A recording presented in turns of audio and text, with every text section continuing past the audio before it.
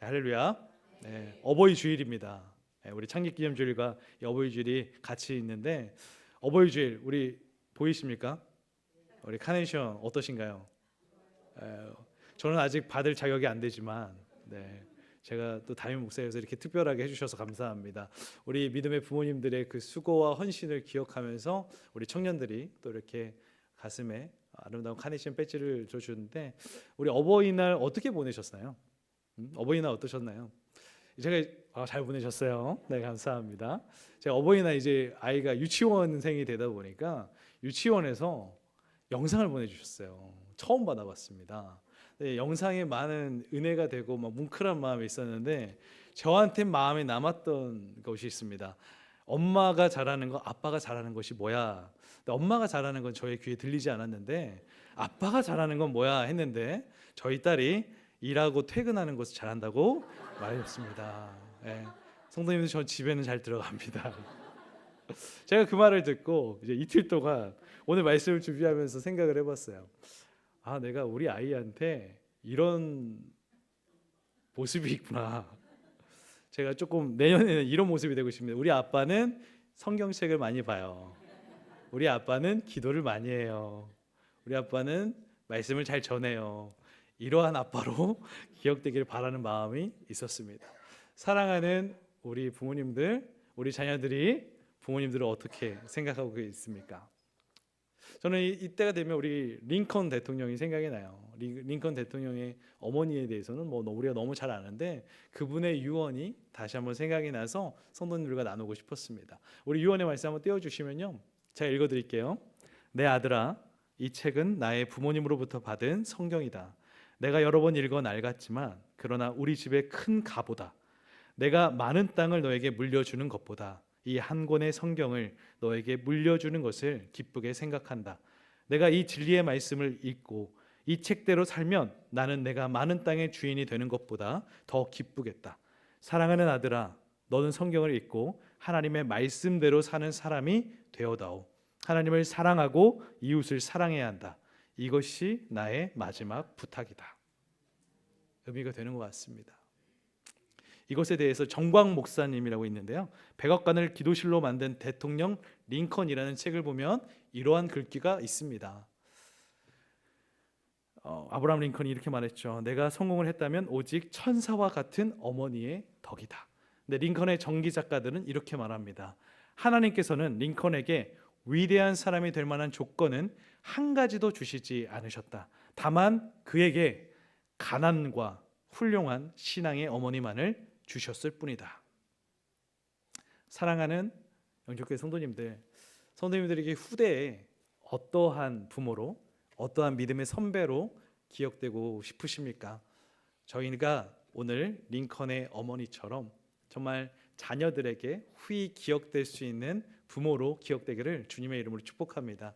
오늘 어버이 주일이어서 사실 어버이들에게 힘과 좀 격려하고 축복하는 말씀을 전해야 하는데 오늘은 우리를 다시 한번 돌아보고 반성하고 좀 결단하는 말씀을 함께 나누기 원합니다. 오늘 다윗의 유언인데요, 다윗의 유언의 말씀을 통하여서 우리 가정에 우리의 또한 자녀들에게 주는 저희들의 결단들이 세워지는 시간 되기를 소망합니다. 오늘 함께 말씀을 들어가면요, 다윗 어떠한 인물입니까? 이스라엘의 최고의 왕이죠. 하나님께서 복의 복을 더하여 주시고 또한 하나님의 마음에 합한 자라는 평가를 줬던 왕. 진짜 이 다윗 왕은요, 이스라엘 모든 왕의 롤 모델. 다윗 왕처럼만 정치하고 다윗 왕처럼만 살아가면 돼요. 그러면 선한 왕. 그런데 그대로 살지 않으면 악한 왕. 이 평가의 기준점이 되는 사람이었습니다. 그런데 이 다윗의 인생은 어땠습니까? 파란만장했죠. 기름 부음을 받았는데 그 뒤로 사울로부터 죽을 위기를 겪으면서 도망자의 인생을 살아가는 것이 그였습니다. 그러나 하나님은 그 시간을 버텨낸 그 다윗의 시절에 이스라엘의 가장 부강한 나라로 하나님께서 세워주셨죠. 이러한 부강한 아버지, 이 다윗 왕 다음에 세워지는 왕이 바로 우리가 잘 알고 있는 솔로몬입니다. 솔로몬은 사실 왕이 될 만한 조건을 가진 자가 아닙니다. 솔로몬의 어머니가 누굽니까? 밧세바. 다윗과 밧세바의 사이에서 나온 왕이 솔로몬이에요. 그렇다면 당연히 솔로몬은 왕이 될 만한 자질이 없는 겁니다. 위에 형들이 있고요. 그리고 어쨌든 밧세바를 통하여서 나온 왕이기 때문에 사실 솔로몬이 왕으로 세우시기 어렵거든요. 그러나 하나님께서는 이 솔로몬을 세우셨죠. 다윗이 솔로몬을 보니까 너무 안타까운 거예요. 다윗이 솔로몬을 보니까 이 솔로몬의 앞으로가 자신이 겪었던 그 고통, 그 이상이 있을 것만 같은, 정적들도 너무 많고요, 위에 형들도 너무 많고요, 아들이 너무 걱정된 거예요. 어린 나이에 왕이 됐잖아요. 자신보다 훨씬 어린 나이에 왕이 됐거든요. 그런 솔로몬을 보면서 오늘 정말 짤막한 그 한 문장의 유언을 남깁니다. 바로 너는 힘써 대장부가 되라. 우리 1절부터 2절의 말씀 함께 읽도록 하겠습니다. 읽겠습니다. 죽을 날이 임박함에 그의 아들 솔로몬에게 명령하여 이르되 내가 이제 세상 모든 사람이 가는 길로 가게 되었노니 너는 힘써 대장부가 되고. 왜 이 말을 하는 걸까요? 왜 이 말을 하는 걸까요? 지금 자신이 이 솔로몬의 3대 왕으로 세우긴 했지만 솔로몬의 주변을 보니까 너무 걱정되는 거예요. 그리고 또한 솔로몬이 가지고 있는 마음 상태, 두려운 마음 상태도 잘 알고 있는 겁니다. 이 솔로몬의 마음 상태를 잘 알려주는 본문이 열왕기상 3장 7절에 나옵니다. 읽어주시면 함께 읽도록 하겠습니다. 나의 하나님 여호와여, 주께서 종으로 종의 아버지 다윗을 대신하여 왕이 되게 하셨사오나 종은 작은 아이라 출입할 줄을 알지 못하고. 아멘. 솔로몬이 아는 거예요. 위대한 왕 아버지 다윗보다 자신이 얼마나 아이와 같은 존재인지, 자신은 이 나라를 다스릴 만한 그 수준도 안 된다는 걸 너무나 잘 알고 있는 거예요. 아버지가 이 아들 솔로몬의 마음 상태를 잘 알았습니다. 사실 이 솔로몬의 애칭이 있습니다. 여디디야. 하나님께서 그를 사랑하셨다라는 의미를 가지고 있어요. 다윗의 왕의 이름의 의미도 있죠. 하나님이 사랑한 자라는 의미를 가지고 있습니다. 그러니까 다윗은 솔로몬을 볼 때마다 자신의 이름과 같은 의미를 가지고 있는 그 솔로몬이 더 사랑스러웠을 거예요. 그런데 이 어린 나이에 왕이 되어야 되니 얼마나 걱정이 됐겠습니까? 그러나 단호함으로 오늘 너는 힘써 대장부가 되라 라고 말을 하는 거예요. 이 말이 무슨 의미냐면 NIV 성경을 보면 so be strong, 강해야 돼 라는 의미인데 좀 의역을 하면 너는 강하고 담대한 자가 되어야 한다 이거예요. 그리고 쉬운 성경을 보니까 이렇게 기록하고 있습니다. 훌륭하고 용감한 지도자가 되어야 된다. 훌륭하고 용감한 지도자가 되어야 된다? 맞죠. 그런 왕이 되어야 되잖아요. 그런데 이것이 세상적 의미와 좀 다르다는 거예요. 이것을 우리의 시대로 가져오면 너는 강한 그리스도인이 되어야 된다라는 의미입니다. 그러니까 세상의 어떠함으로부터 흔들리는 것이 아니라 하나님 앞에서 강하고 담대한 지도자로서 하나님의 뜻에 맞게 나라를 통치해야 한다라는 것입니다. 사랑하는 영적교회 성도님들, 지금 이 시대의 그리스도인들을 한번 살펴봅니다. 이 시대의 교회를 한번 살펴봅니다. 어떻습니까? 강한 그리스도인들 찾아보기가 어렵습니다. 나약하고 연약한 교회와 나약하고 연약한 그리스도인들의 모습이 많이 보이죠. 왜일까요? 지금 세상이요, 우리들을 유혹하는 것들을 넘어서 공격하거든요. 근데 그 공격 앞에 우리가 마음을 강하게 담대하게 붙잡고 있지 못하기 때문에, 이 세상에 오히려 타협하고 이 세상에 우리를 내어주기 때문에 그런 모습이 되지 못할 때가 많다라는 것입니다. 이러한 나약한 그리스도인들에게도 오늘 다윗의 유언이 먹히는 거죠. 너는 강한 그리스도인이 되어야 한다.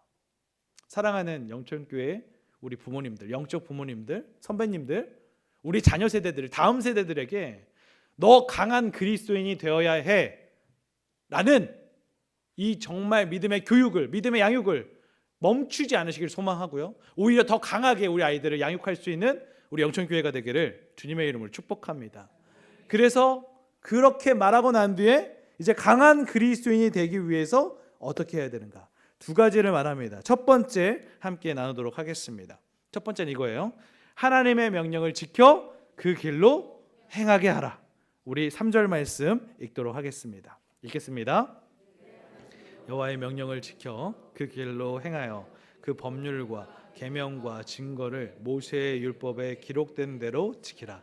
그리하면 내가 무엇을 하든지 어디로 가든지 형통할지라. 아멘. 사실 다윗의 인생은 정말 힘든 인생이었어요. 정말 죽을 고비를 너무나 많이 넘겼습니다.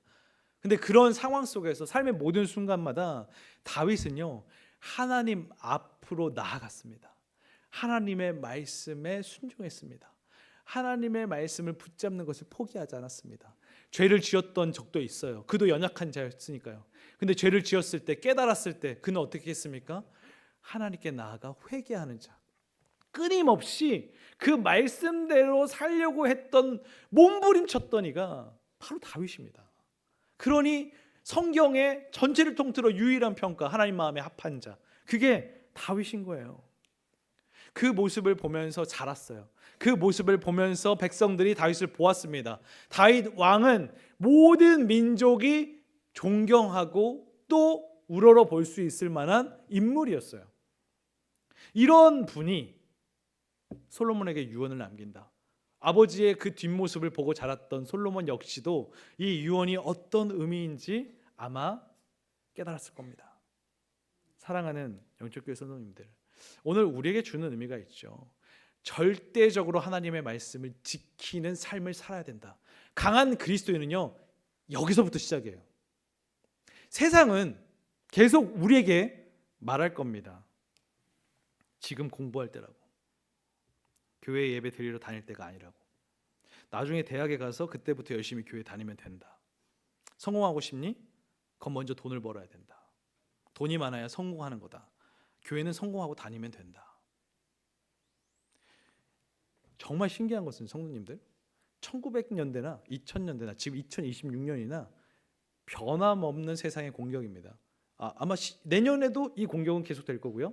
10년 후, 20년 후에도 이 공격과 우리는 싸워야 됩니다. 돈.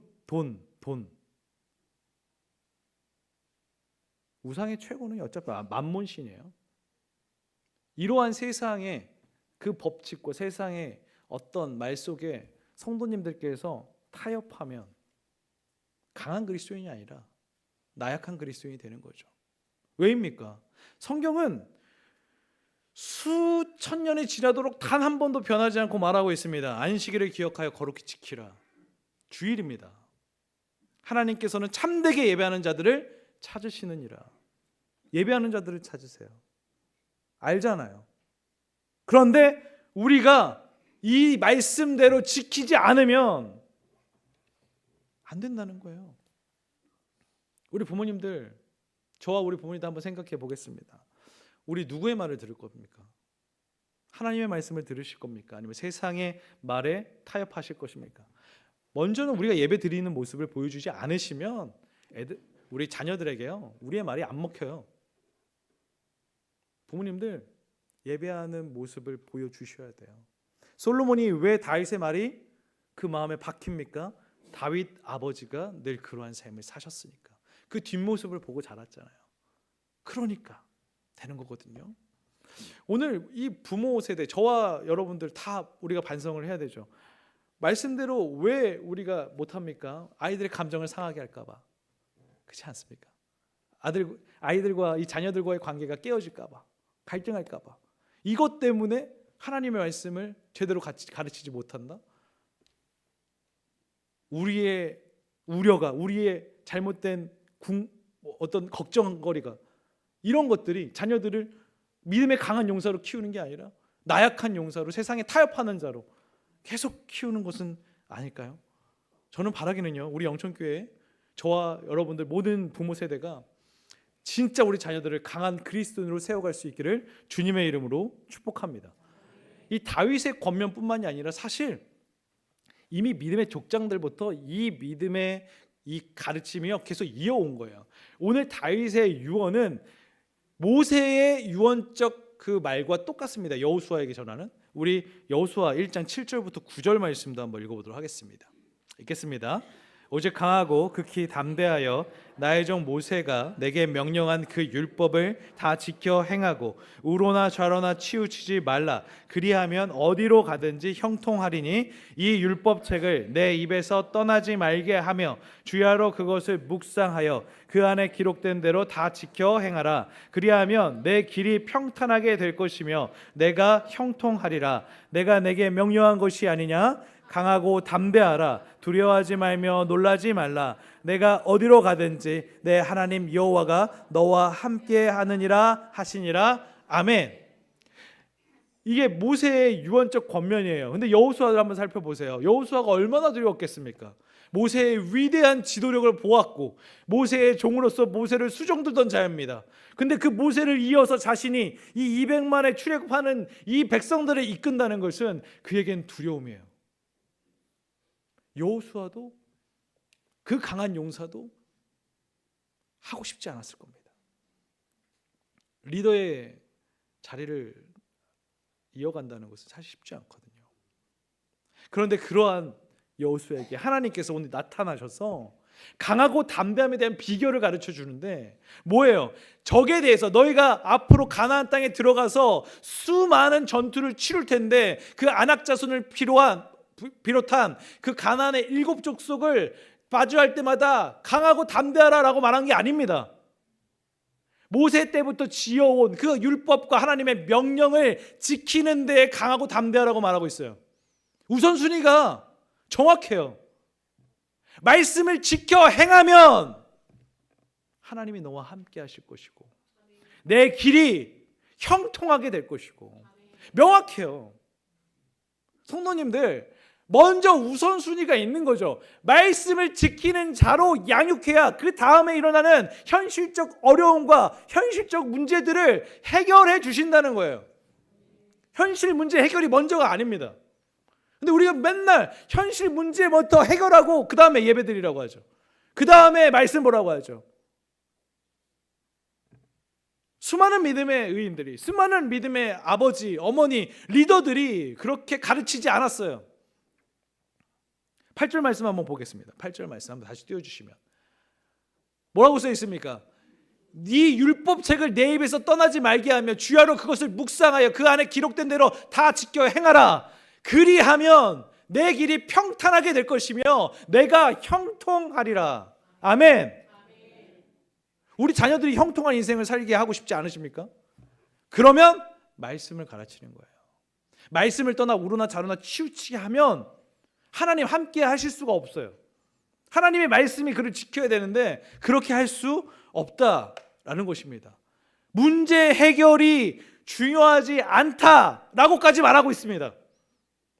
그저 말씀 앞에 서 있는 것, 이게 중요하다는 거예요.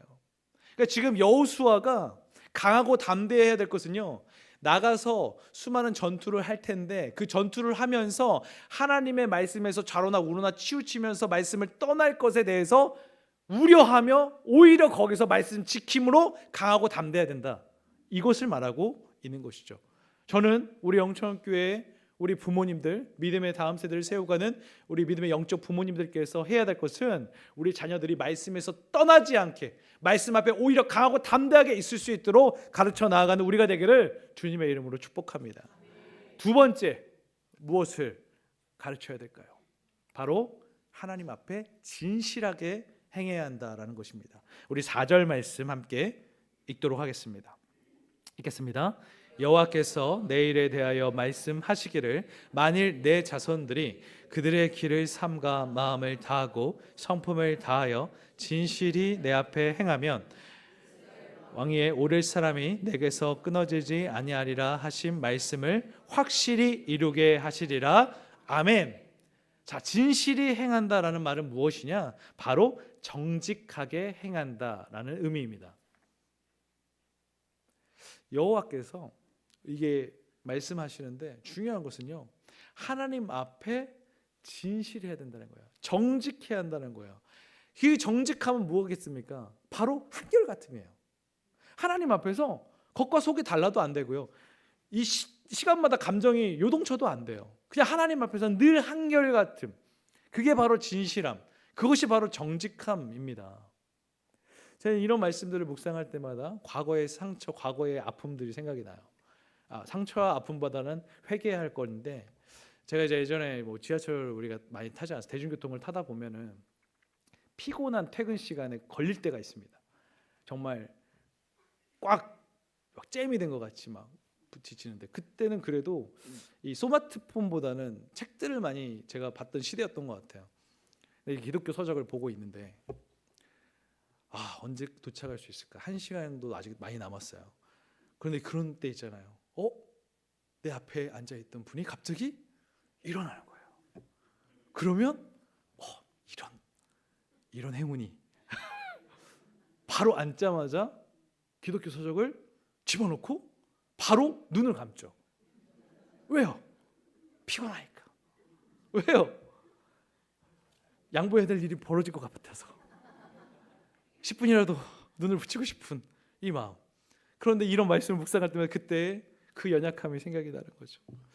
하나님 앞에 한결같아야 되는데 내가 크리스찬임을 숨기려고 하는 이 모습, 내가 카멜레온 같이 생활하고 있는 것은 아닐까, 내가 필요에 따라서 내가 가면을 쓰면서 살아가고 있는 것은 아닐까, 이런 생각이 들어요.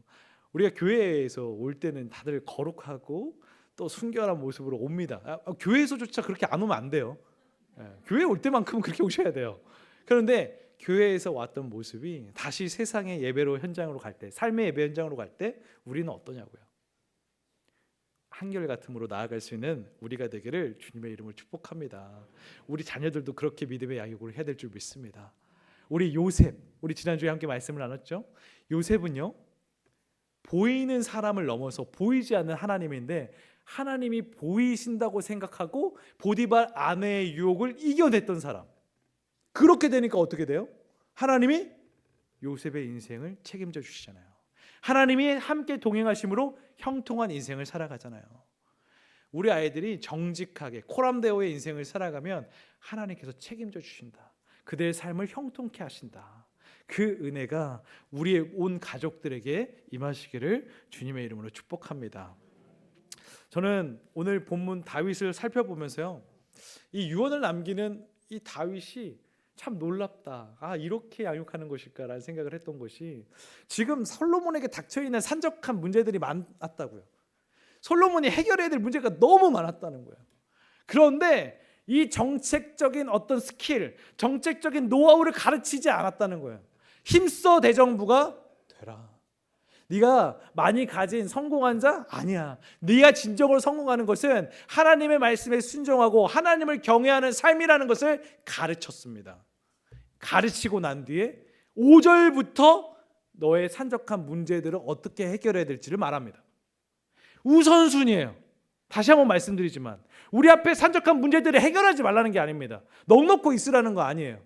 그런데 말씀을 지켜 행한 후에 그 다음에 하나님과 함께 그 문제들을 해결하면 형통해진다니까요. 내가 문제 해결하라고 하면 안 돼요. 하나님이 해결해 주시면 되는 겁니다. 우리 믿음의 사람들은 그것을 믿고 나가는 줄 믿습니다. 제발 세상의 논리의 시간에 타협하지 마십시오. 성도님들, 시간은 절대로 돌아오지 않습니다. 우리 자녀들이 이 시대에 강한 그리스도인이 되어야 되는데 그 중요한 시간을 놓치면 정말 수많은 시간을 돌아가야 하실 수도 있어요.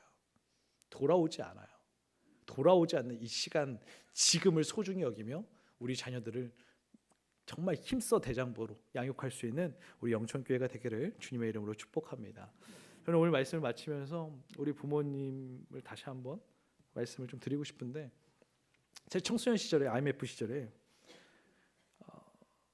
정말 아버지로 인해서 우리가 경제적, 재정적인 어려움을 크게 경험했습니다.